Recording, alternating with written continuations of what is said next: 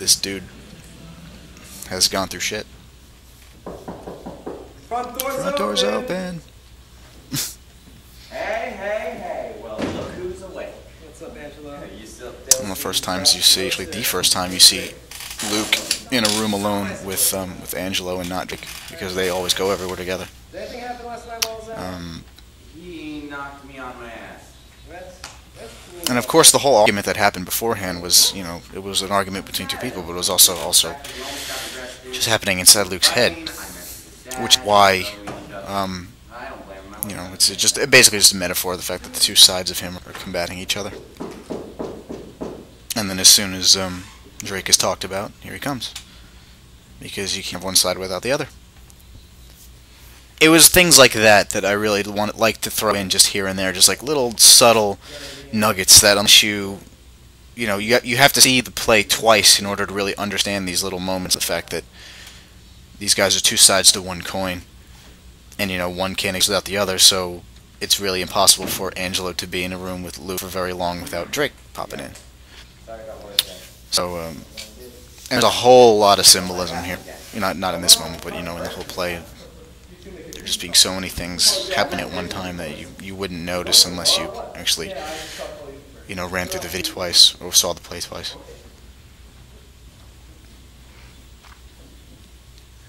Then here we have the next introduction of Eva. There was originally supposed to be a moment where she kind of crossed over into his room and they're like standing next to each other, I think it was, and they're like talking to each other, but they don't, you know, she's actually not in his room, he's not in her room, but they're talking on the phone side by side to each other, without looking at each other, as if it's just like, you know, they're both in the same scene, but that didn't work out. And I like this moment where, because Eva is always in red, and the lighting that we put on her actually makes her look a little bit more, it makes the red pop out, because the rest of the scene is pretty much like a pale yellow or a white. So it sells the idea that she's actually not in the room. This theater trickery. Jude got signed to a recording contract. Oh shit, Jude got signed. And that was originally supposed to be the moment where the audience goes, oh shit. You know, without that first scene, because that first scene was not originally written. This was the moment where we realized, where we originally were supposed to realize, oh, so these guys aren't together, and he just likes her, but she doesn't like him back.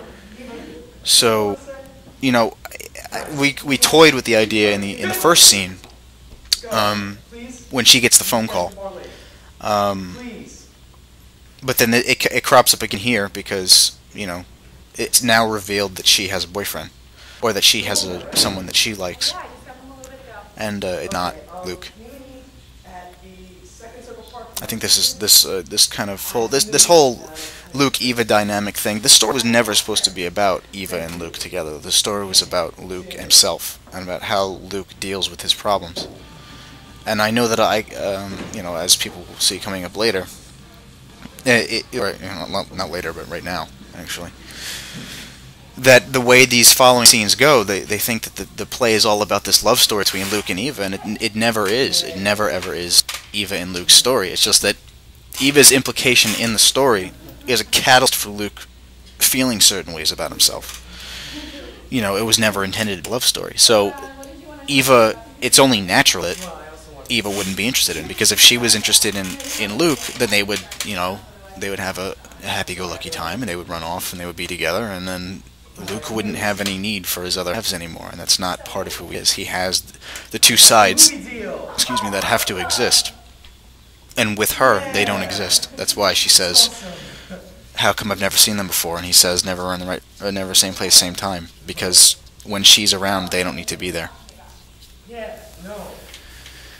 And this scene was probably the most difficult scene for me to write, just because it has a specific meaning for me, which I feel no guilt in talking about. I mean, I wrote a whole fucking play, and half of what is encompassed in the play is actually basically my whole experience. And these moments were based on my personal experiences of liking girls and, you know, liking women that do not like me back.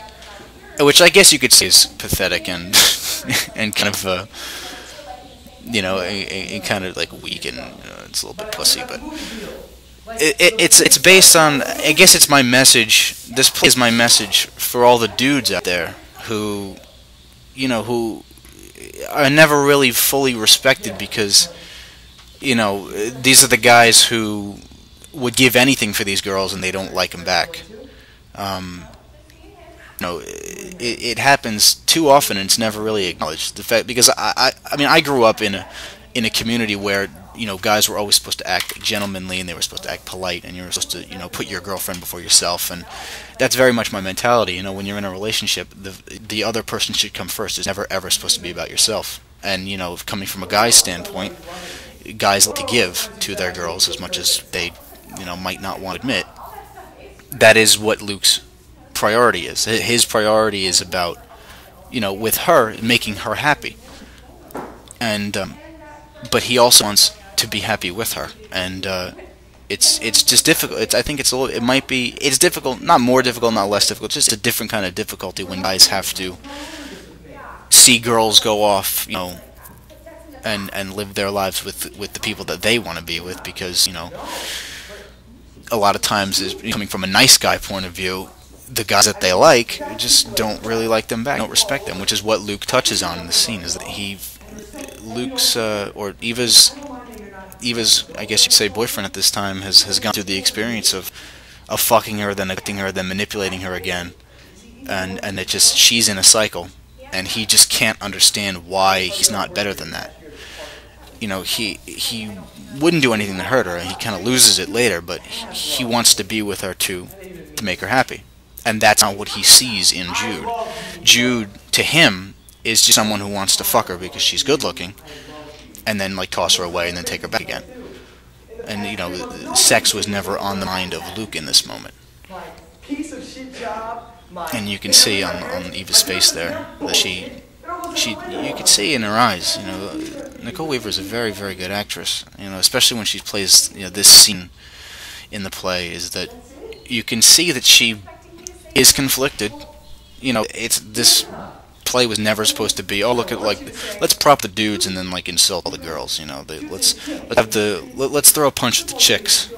That's not what it was about, because Eva also is justified. Everybody in this play is justified in their actions. As much as Luke likes her, he doesn't really spend time with her. And she sees him as a friend, and as we all know, when you get into the friend zone, it's very difficult to get out. And as much as Luke would love her, she would not have that love for him back, and that's what kind of sets him off. More proof that it's not a love story. It's not about her and him. It's just about him, and she's the catalyst. That's the really difficult thing, I think, when it comes to being a dude, is the fact that giving compliments and stuff, and expressing their love for the girls, and them not necessarily giving it back, but also not stopping them. Just taking the compliments and running. It's difficult because as with any relationship problems, everything is more complicated than it needs to be. What can you give me that he can't? My devotion to you, or myself, that's all I have to give. Okay, well, he gives me himself too. And I love him. Sorry, I kind of get lost when I watch this clip. You want me to crawl back to you when you realize that he's a two-timing fool. And of course, this Luke overstepping any boundaries that he might have put up, physically putting his hands on the girl that he likes, is breaking his code of wanting to be with her. But he doesn't realize that he's doing it, because he just wants to get into her head. Why the fuck don't you like me? And how many times do I have to tell you that nothing is random and everything has a purpose? That's the most bullshit excuse any girl could ever give a guy. Nothing is random and everything has a purpose. It's the relationship equivalent of going, hey, look over there, and then running away.